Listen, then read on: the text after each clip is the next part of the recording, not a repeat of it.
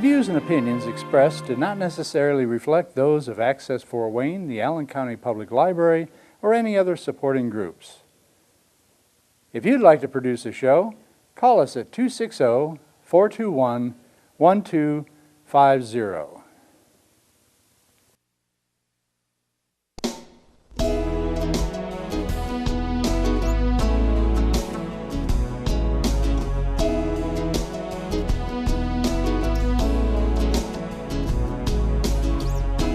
Let me be your lighthouse so I can show you the way. Let me be your shining light, I'll keep you from drifting away. I'm the one that makes you try when early morning rising, my second cup is down. Muse is gently whispering in my ear. I'm trying not to listen, it's a game we often play. 'Cause if she thinks I care, she only disappears. She says, come on old friend, it's time to write another song. Let your voice and fingers put it into verse. Have a little faith in me, I will not steer you wrong. Have I always not been with you through the years? Hello, this is Patty Hunter, Patty's Page.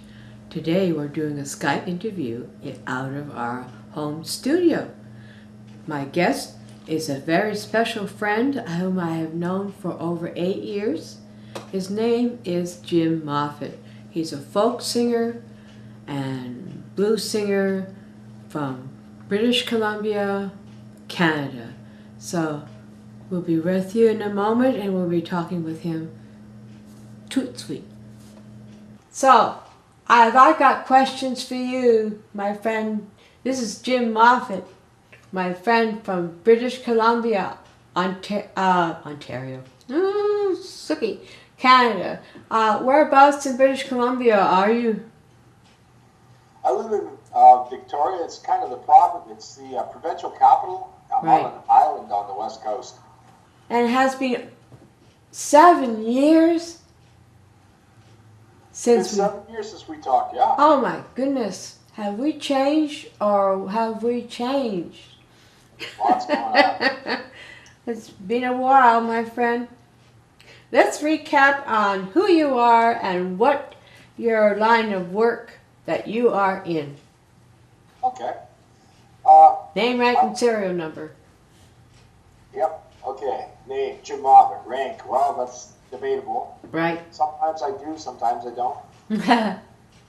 And basically, I'm a singer-songwriter, performer, guitar player, harmonica player here in Canada, in Victoria. And I have a day job like almost all the musicians I know that I basically don't mind too much. But in the last 4 years, it's been a real lifesaver for me because I haven't been able to play. Yeah.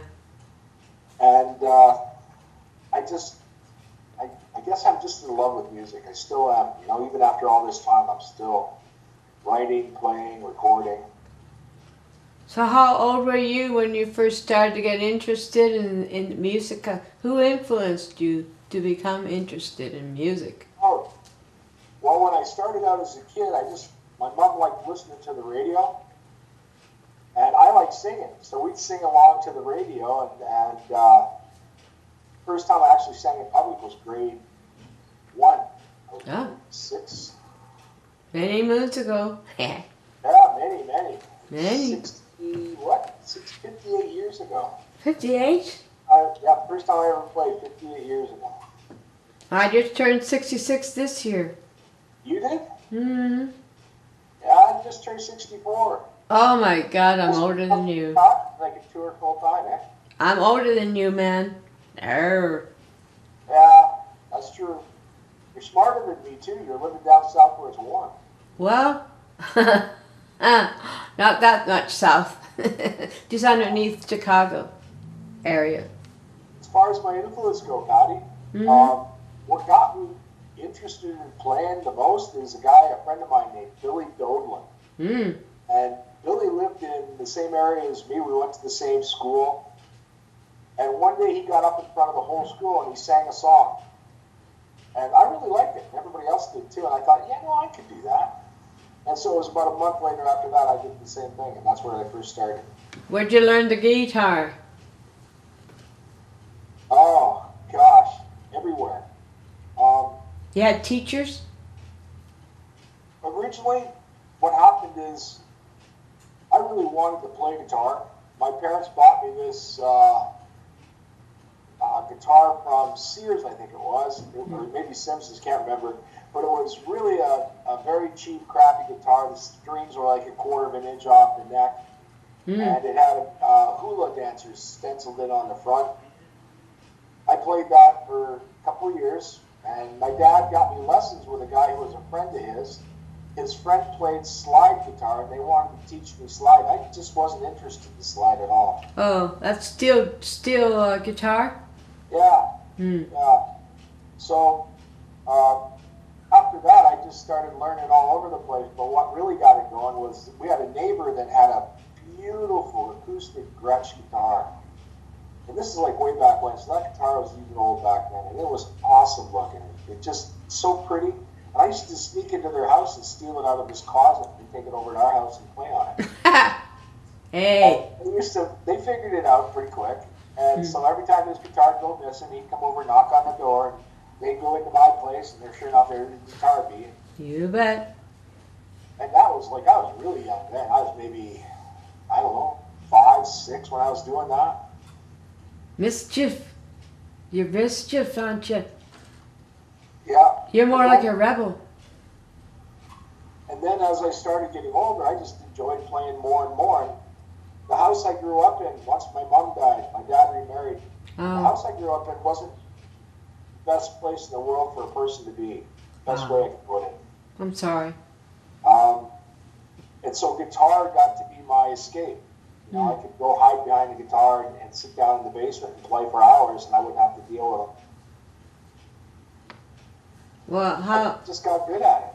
Ah, that's cool. But that you managed to get good at, put all your energy into learning the guitar and music.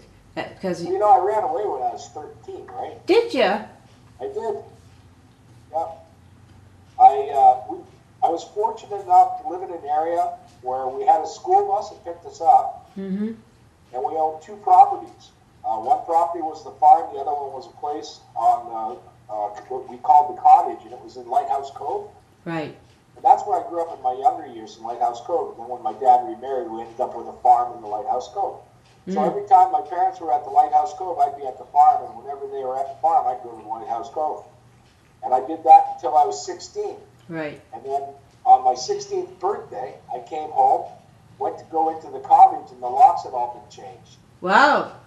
Yeah, so I was legally on my own then. And I lived on the street for about a year and a half. And then I was still in high school, right?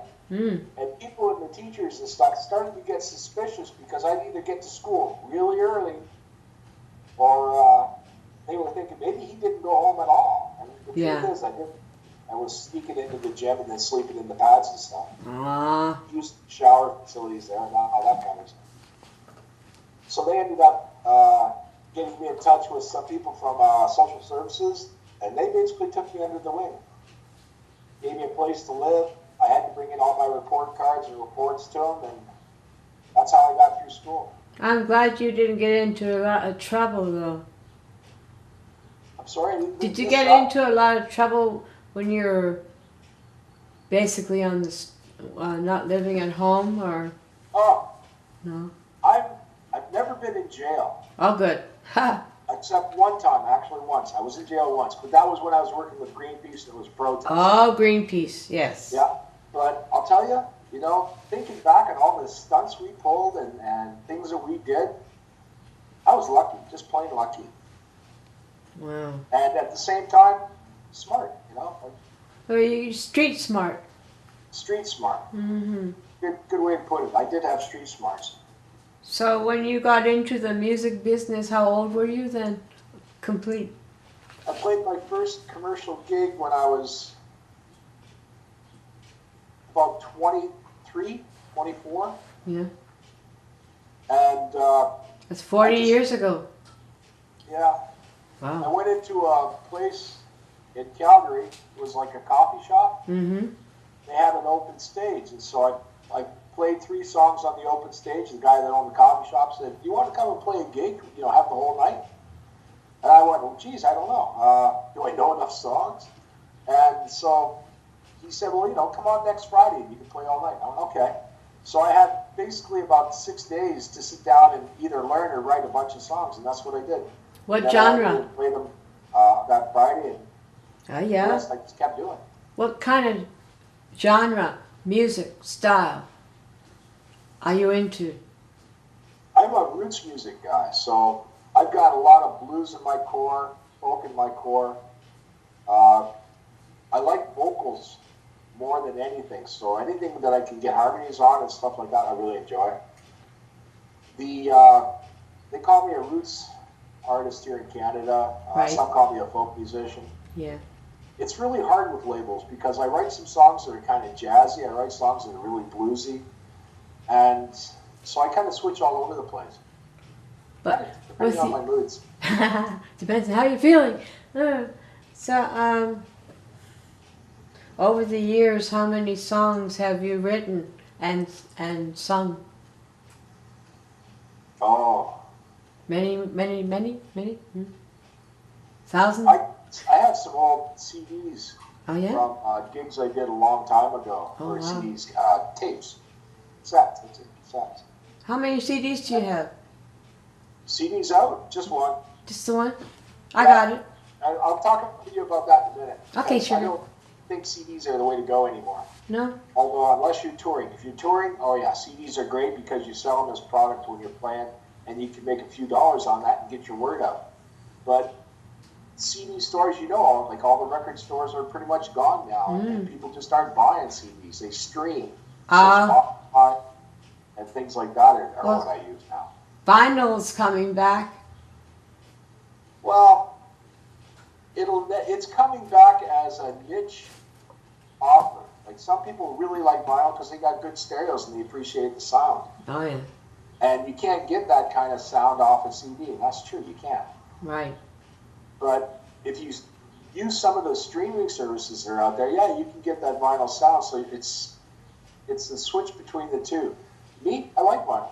I do. I've got 2,000 to some records. Ooh. So I like vinyl. Wow. Oh, yeah. I have a question.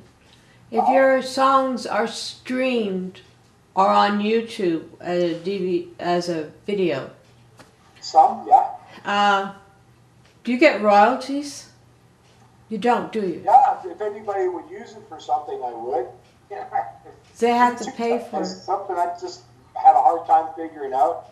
I forget what they call it now. Optimized for commercial use. So if anybody takes one of my songs and uses it, I get paid. Oh, lovely. But it boils down to pretty much peanuts unless it's a big job.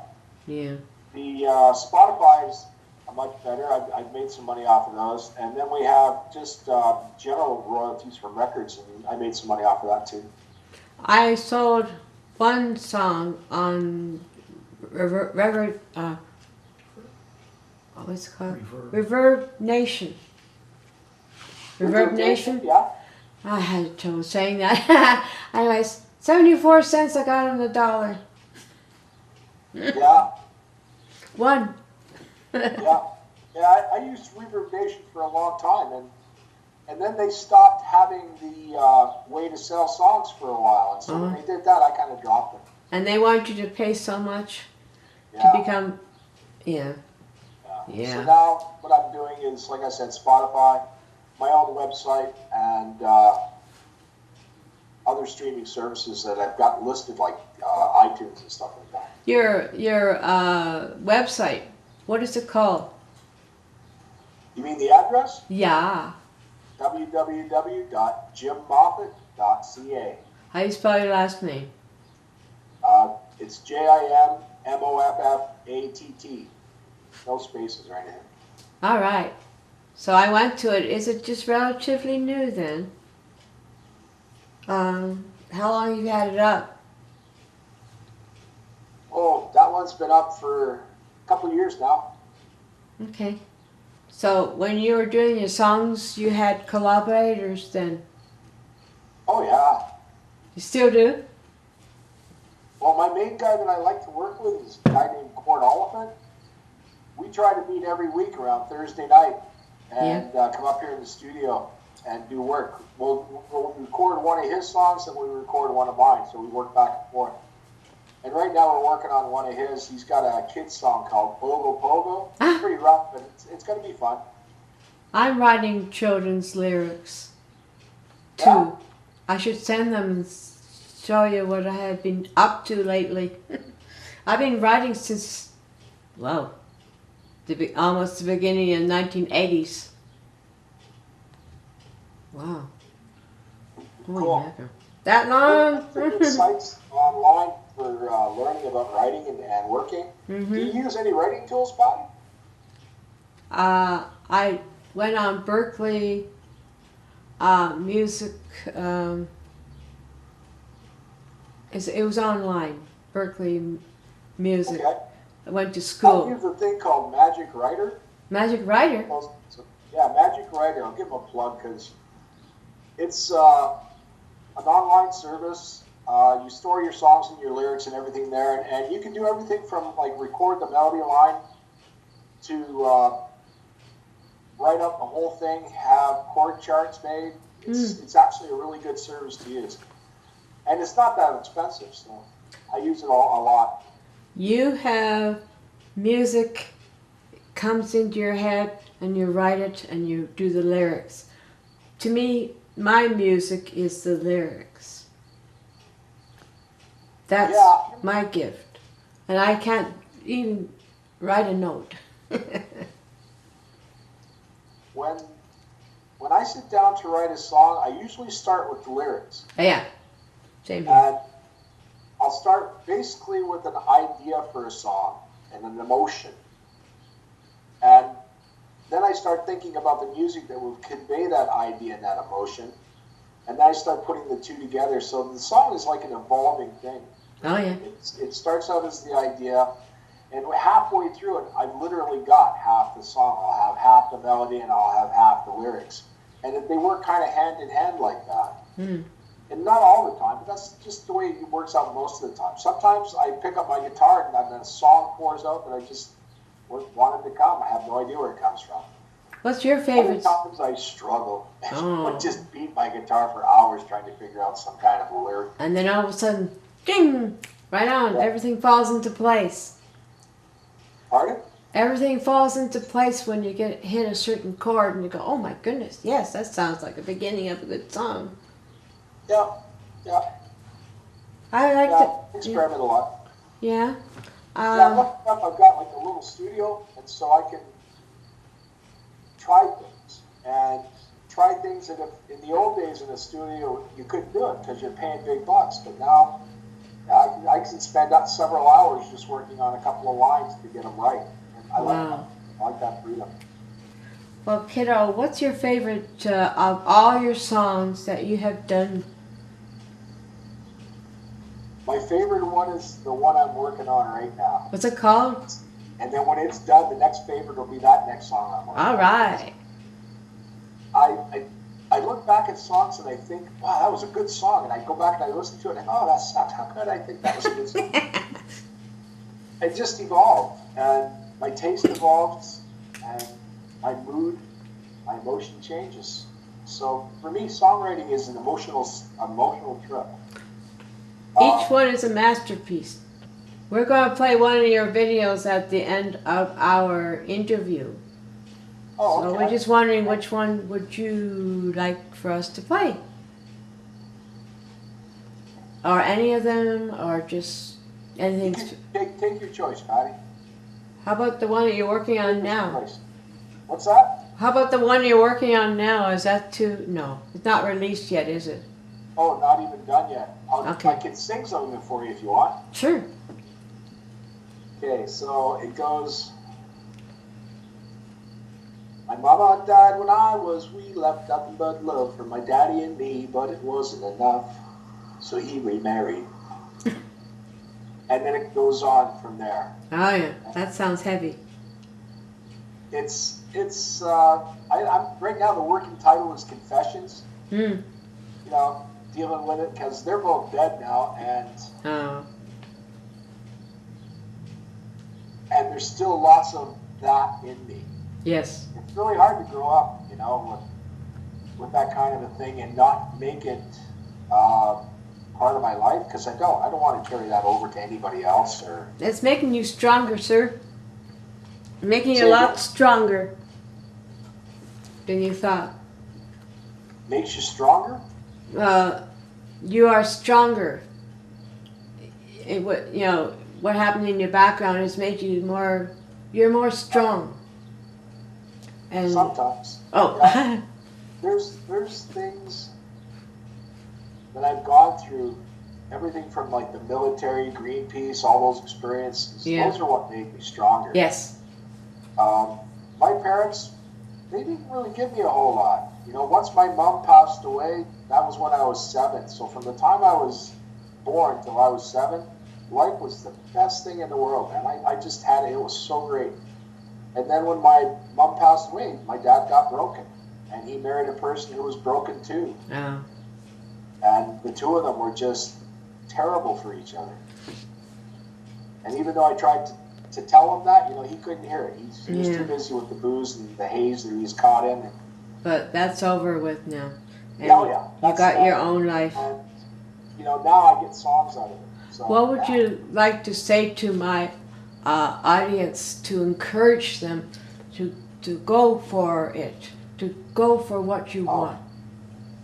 Don't be afraid to write a bad song. Not every song you write is going to be something like a masterpiece. Not everyone will be. Sometimes you'll spend hours on a song and you'll finish it and you go, oh, that's terrible. Don't feel bad about that. That's good. That's just like driving down the road to go from point A to point B. In order to get to point B where you've got that masterpiece song, you got to go through the stuff to get there. Sometimes that stuff is a bad song. So don't be afraid to write a bad song. Practice. Practice. Keep playing. Don't be afraid of using tools like Master Writer. It's got rhyming dictionaries and vocabulary improvers and things like that that will really help you with your songwriting and give you ideas that you didn't come up with on your own, and then you can take those ideas and mold them and make them work. So, You know? yeah, there's lots of good things. Talk to your friends. Yes. Work with other writers. Co-write. Co-writing is the biggest thing, and I love co-writing. I sit down with a song that I'm working on, and I think I'm stuck. And I'll sit down with my buddy Gord, and in 15 minutes we'll be moved on twice as far as I was before, just because he's got another set of ideas. Yes. You know that old saying, you can't see the forest for the trees. You get too close to a song, you can't move on it. I think that's groovy. Well, can you stay on the line? I'm just going to say goodbye to my audience because his time is up. So Okay. this is Patty Hunter, Patty's Page. We'll see you next week, and I hope you enjoyed today.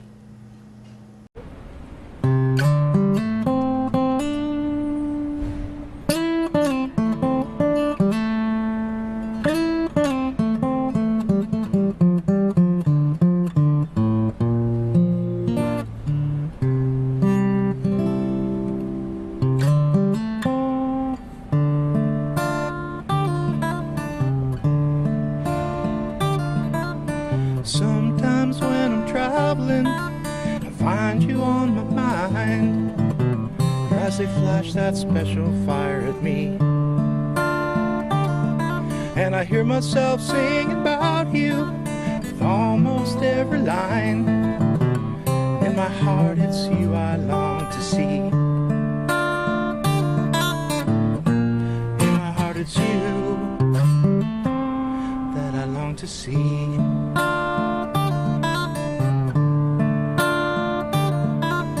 Left home just a month ago, seems almost like a year. Time and space act like a wall to me. And of all my friends I miss so much, I wish I had you by my side. Takes that kind of strength to make you feel so free.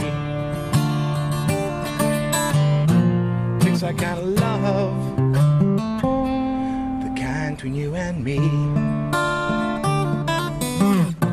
Sometimes late at night I find you playing on my mind, like me strumming this old guitar. Makes me wonder how you are right now, and I really question traveling so far, and I really question leaving you alone.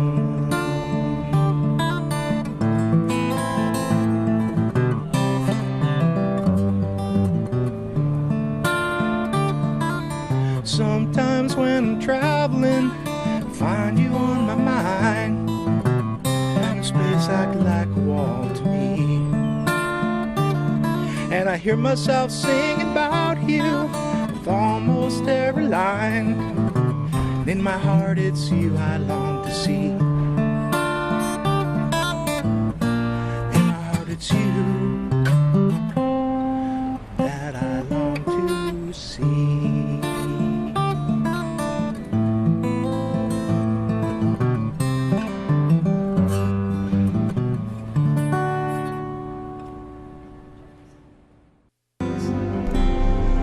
Godspeed, my love, until we meet again.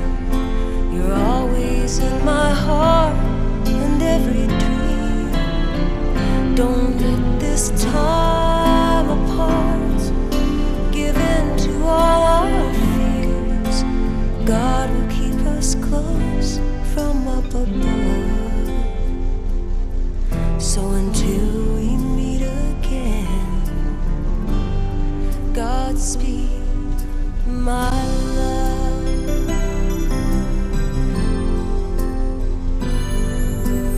God is with us always, and for the rest of our lives.